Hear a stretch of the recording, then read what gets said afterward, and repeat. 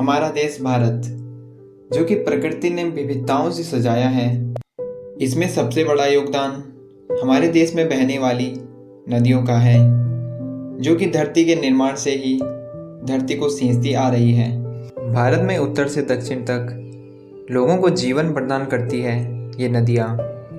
शायद यही कारण है कि भारत की आधी आबादी नदियों के किनारे बसी हुई है।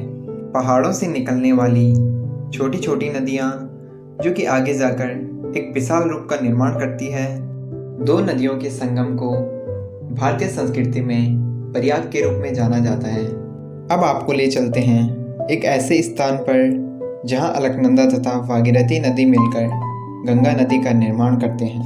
भागीरथी नदी उत्तरकाशी के गौमुख से निकलकर टिहरी डैम में बिलंगना नदी से मिलकर देवप्रयाग पहुंचती है। अलकनंदा नदी हिमालय के हिमखंडों से निकलकर श्रीनगर गढ़वाल होते हुए देवप्रयाग पहुंचती है और जिस स्थान पर दोनों नदियों का संगम होता है उस तीर्थ स्थान को देवप्रयाग के नाम से जाना जाता है। अगर आपने अपनी लाइफ में पहाड़ से निकलती हुई नदियां नहीं देखी हैं तो आप देवप्रयाग जाकर इस संगम तीर्थ स्थान का दर्शन कर सकते हैं और पहाड़ों से निकलती इन खूबसूरत नदियों की सुंदरता को भी देख सकते हैं।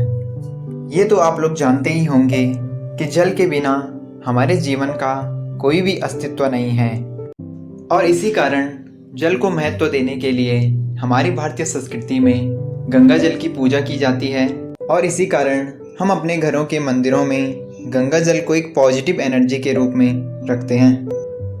वैसे तो गंगा के उद्गम स्थानों को गंगोत्री तथा हिमालय के हिमखंडों में माना जाता है, परंतु यदि आप गंगा के उद्गम स्थान को अपनी आंखों से देखना चाहते हैं तो आप देवप्रयाग आ सकते हैं तथा भागीरथी और अलकनंदा के संगम से बनी गंगा को देख सकते हैं। यहाँ से गंगा नदी ऋषिकेश तथा हरिद्वार की ओर चली जाती है। ऋषिकेश तथा हरिद्वार के घाटों पर आप में से बहुत सारे लोगों ने गंगा स्नान भी किया होगा। हरिद्वार नगरी गंगा स्नान के लिए बहुत प्रसिद्ध है।